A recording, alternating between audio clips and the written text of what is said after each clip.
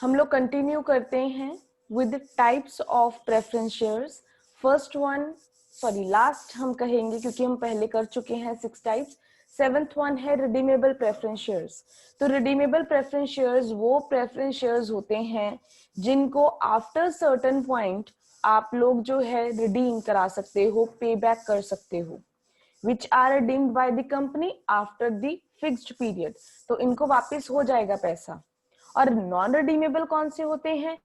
जिनको आप लोग लाइफ टाइम तक के लिए, life time in the sense जब तक कंपनी बंद नहीं होती, जब तक कंपनी लिक्विडेट नहीं होती, तब तक आप लोग इनको रिडीम नहीं कर सकते। सो ये फिक्स पीरियड जो है ये जरूर लिखना है, मैंने अंडरलाइन करी है ये लाइन, ठीक है, क्योंकि ये मेन मीनिंग यहाँ से यहीं से इसका सेंस बनता है कि कब रिडीम करा सकते हैं, आफ्टर अ फिक्स्ड पीरियड। तो कब नहीं करा सकते मतलब लाइफ टाइम तक के लिए। तो ये दो चीजें इंपॉर्टेंट हैं। सो कंटिन्यू करते हैं, नेक्स्ट टॉपिक हमारा advantages of preference shares. Advantages preference shares के क्या हैं? पहले हम करेंगे from the view point of investors. आप लोग इन्वेस्टर हो, आपको क्या लगता है कि हमें क्या फायदा है अगर हम प्रेफरेंस शेयर्स में पैसा इन्वेस्ट करेंगे? पहला फायदा हमें ये है कि हमें रेगुलर इनकम मिलती जाएगी। अब हमने ये 2 बार ऑलरेडी पॉइंट कर लिया है। इक्विटी वालों को लिखा था अनस्टेबल इनकम, क्यों? क्योंकि जो पैसा बचेगा कभी ज्यादा मिला कभी कम मिला, तो हमें नहीं पता हमें कितना डिविडेंड मिलेगा। हमने स्टेबल इनकम पढ़ी थी इन केस ऑफ डिबेंचर्स, कि हमें पता है इंटरेस्ट जो मिलेगा वो फिक्स्ड रेट के ऊपर मिलना है। यहीं पे भी क्या है? रेगुलर और स्टेबल इनकम, कि आप लोगों को जो प्रेफरेंस शेयर्स को डिविडेंड मिलना है वो एक फिक्स्ड रेट के ऊपर होता है। आपको पता है कंपनी को प्रॉफिट हो या ना हो आपको पैसा मिल जाना है। In case the profit is not sufficient some dividend is paid. आप लोगों ने क्यूमुलेटिव पढ़ा है ना कि कुछ डिविडेंड पे कर दिया जाएगा, अगर क्यूमुलेटिव है तो अगले साल आपको बाकी का डिविडेंड मिल जाएगा, मतलब मिलेगा ही मिलेगा। if in any given year there is no profit at all, अगर किसी साल में अगर उन्होंने लिखा है कि सफिशिएंट प्रॉफिट है या नहीं है, कम है थोड़ा बहुत, तब भी पैसा मिल जाएगा।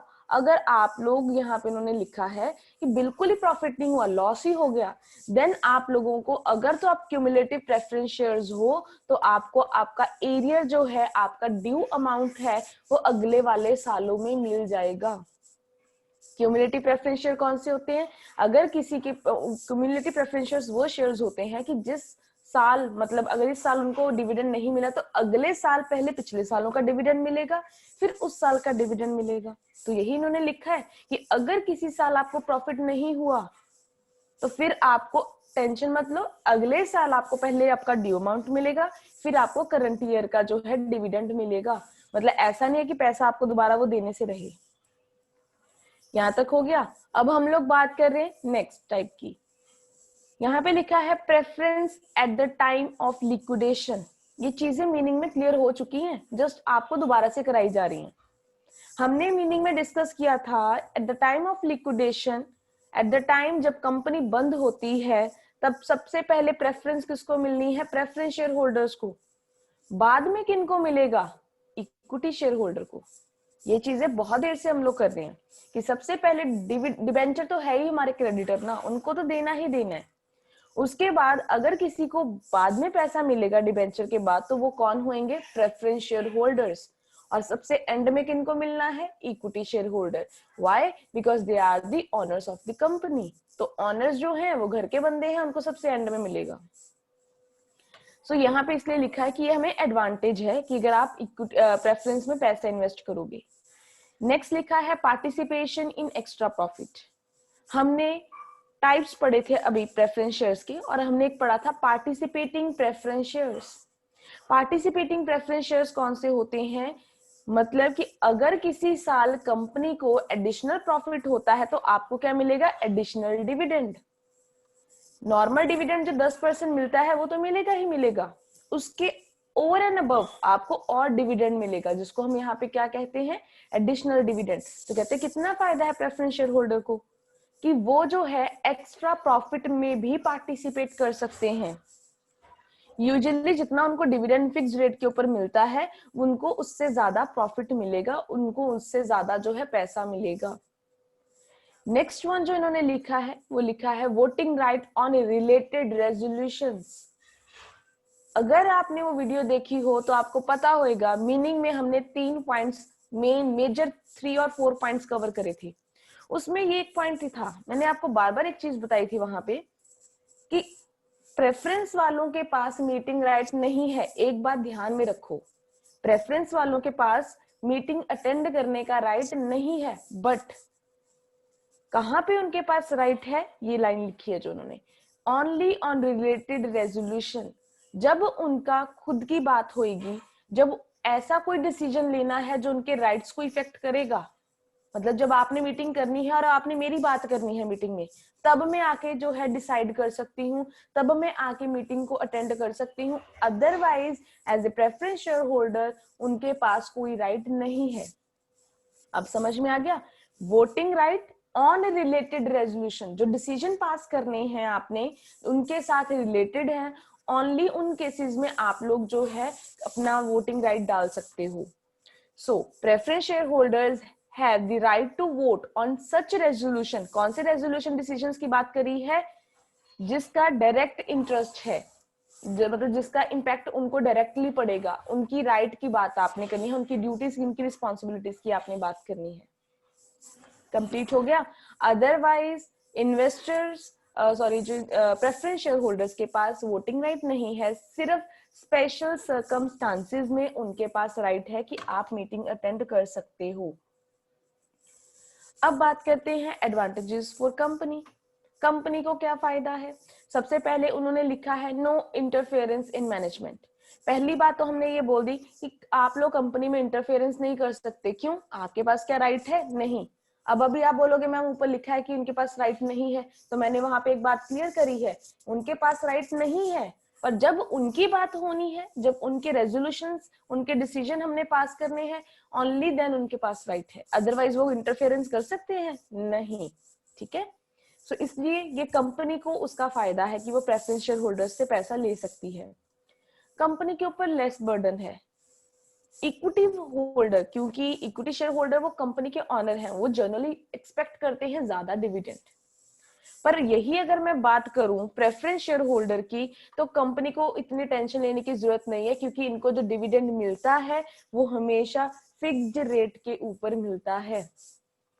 ठीक है। So company is free from any worry after making payment of dividend at a fixed rate. तो उनको सिर्फ 10% 12% दिया और दे दिया, मतलब जाने दिया, मतलब इससे ज्यादा हम उनको नहीं देते। अनटिल और अनलेस वो प्रेफरेंस शेयर होल्डर जो है वो पार्टिसिपेटिंग वाली कैटेगरी में है, वो अलग से बात है कि एडिशनल डिविडेंड देना पड़ेगा। अदरवाइज हम उनको और डिविडेंड नहीं देते, हम उनको क्या देते हैं वही 10-20% जितना भी पहले डिसाइड हो चुका है। सो कंपनी के ऊपर इतना बर्डन भी नहीं है। और जैसे कि डिबेंचर से हम पैसा लेते हैं तो हमें क्या रखना पड़ता है? कुछ ना कुछ एज ए सिक्योरिटी गिरवी रखना पड़ता है। हमने ये एडवांटेजेस में करा था, ये फायदा है कंपनी को, कि कंपनी इन्वेस्टर को ये फायदा है। अब यहाँ पे ना लिखा है नो नीड ऑफ मॉर्गेज, आपको कुछ भी एज ए सिक्योरिटी नहीं रखना पड़ेगा। ठीक है। सो इन्होंने लिखा है कि ये केस है डिबेंचर्स का, पर यहाँ पे कंपनी जो है, कंपनी को कुछ भी गिरवी नहीं रखना पड़ता। अगर कल को कंपनी प्रेफरेंस शेयर होल्डर को पैसा नहीं भी दे सकी तो उनके ऊपर कोई क्लेम नहीं कर सकता कि ये कुछ गिरवी रखा था, नहीं रखा था।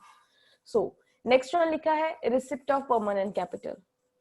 हमने यहाँ पे पढ़ा था रिडीमेबल और इरिडीमेबल। इरिडीमेबल का मतलब क्या है? ऐसे शेयर्स जिनको आप लाइफ टाइम तक के लिए रीपे नहीं कर सकते।